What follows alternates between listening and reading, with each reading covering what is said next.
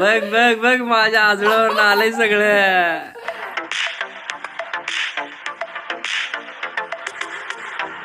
नाही बाप संपला विषय. विकत आणायचा प्रश्न मिटला आमचा. आता डिमार्टच्या फेऱ्या चुकणार चुकणार.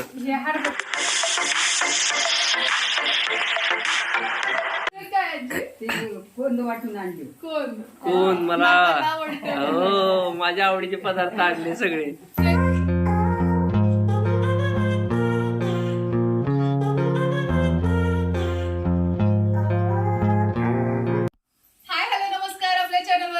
नवीन ब्लॉग मध्ये मी वर्षा तुमचं अगदी मनापासून स्वागत करते. आणि या अगोदर मी माझं माहेरचं जे काही आणलेला गावरान मेवा होता तो तुम्हाला दाखवलेला आणि तुम्ही प्रचंड पसंत केला होता, त्यासाठी खूप सारे आभार. आता आलेत माझ्या सासरची मंडळी आणि त्याच्यामध्ये आपण ज्येष्ठांकडून कनिष्ठाकडे येऊ. इकडे आहेत या माझ्या आजी सासूबाई आहेत. तर म्हणजे माझी आजी. हा, तर त्यांनी काय आणलं ते मी तुम्हाला दाखवते. सगळं गावाकडचं असणार आहे, मला माहितीये तुम्हाला खूप आवडणार. स्टे ट्यून लास्ट पर्यंत हा ब्लॉग पाहत राहा, कारण शेवटी तुम्हाला एक सरप्राइझिंग अशी गोष्ट पाहायला मिळणार आहे, ती शेवटी दाखवते. सो आजी काय आणलंय? माझ्या आईची आई म्हणजे माझी आजी आजोळून आलेला आहे खास. एकदम क्यूट क्यूट आहे. कोण मला हो माझ्या आवडीचे पदार्थ आणले सगळे. जवळ बघ बघ बघ माझ्या आजोळावर आलंय सगळं. दोन आहेत वाटतं. रोज कसं आणलं ते मामा पाठीला घेऊन आले. होय बघ बघ माझ्यासाठी. एवढ्या वेळात वेळ काढून मामाने आणून सोडल्या आजीला तिथपर्यंत. हा मुगाची डाळ. हा उडदाची डाळ. अरे बापरे आता यावर तिकडनं पण आले डाळ आणि इकडनं पण इडली वगैरे करायला मस्त भारी झालंय. आणि माझ्या अवताराकडे इग्नोर करा बरं का, कारण स्वयंपाकात वगैरे मी काही आवरलेलं नाही, त्यामुळे प्लीज इग्नोर करा. आता आईनी काय आणलंय बघूया. आईचा नंबर आता चला.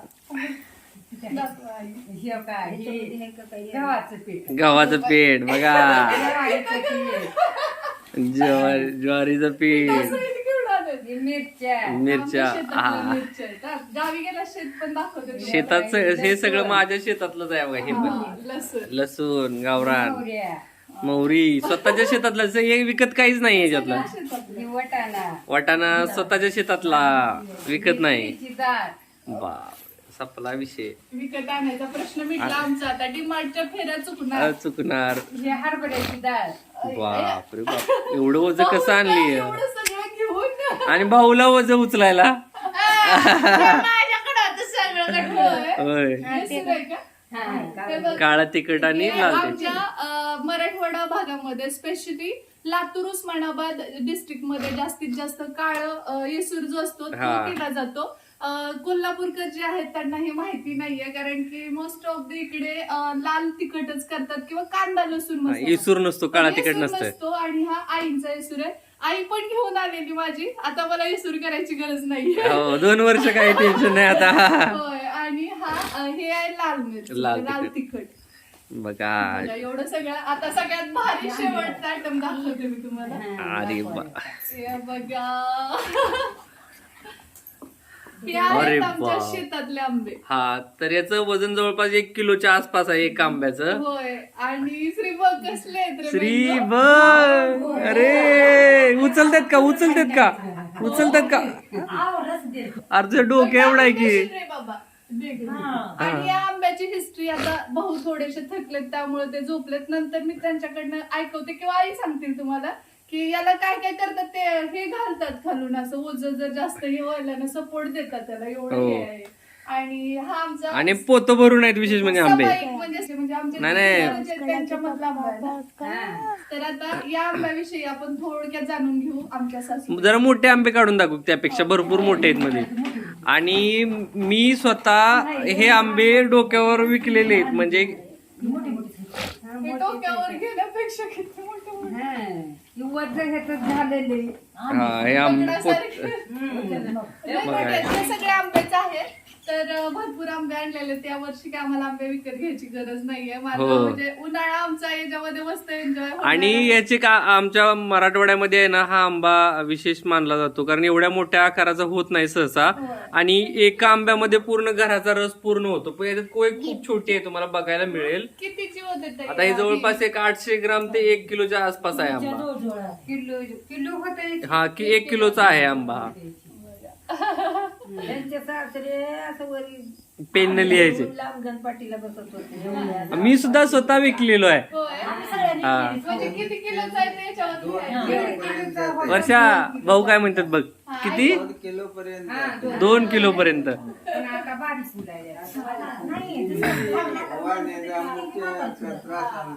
हा, म्हणजे माकडं जे काही वानर असतात ना ते काही ठेवत वाटोळ करतात म्हणून ते तोडलेले, नाही तर आणखी मोठे होऊ शकतात यापेक्षा. पोचतात आणखी. आंबे गावाकडनं आलेले ते पिकलेले आहेत, काही काही कच्चे आहेत, आणि हे जवळपास अर्धा 1 किलोचा आंबा आहे. असे मोठमोठाले आंबे आहेत बघा. कसले दिसलाय त्याच्यामध्ये. हे बघा केवढा आंबा आहे. आधी जरा आणा पण हीच हो वर्षा होय. केवढा आहे बघा. गाडी करून आल्यास परवडते. तसं परवडत. सगळेजण एकदम हो. cooperative आहेत.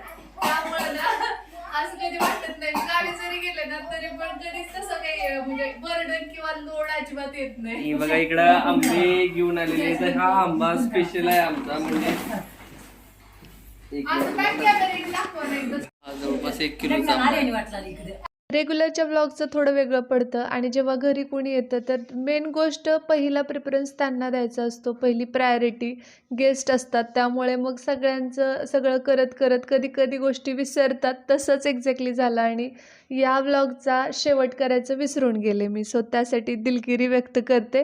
आणि चला मग या नोटवरच आजचा हा ब्लॉग मी इथेच थांबवते.